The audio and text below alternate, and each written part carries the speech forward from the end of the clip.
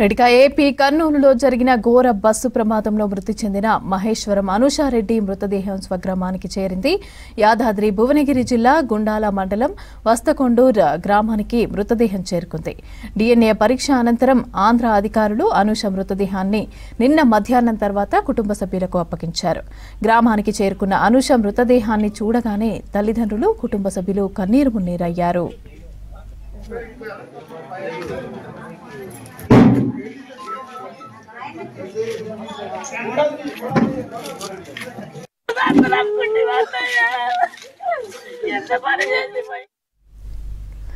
AP కర్నూలులో జరిగిన ఘోర బస్సు ప్రమాదంలో మృతి చెందిన మహేశ్వరం అనూషారెడ్డి మృతదేహం స్వగ్రామానికి చేరింది.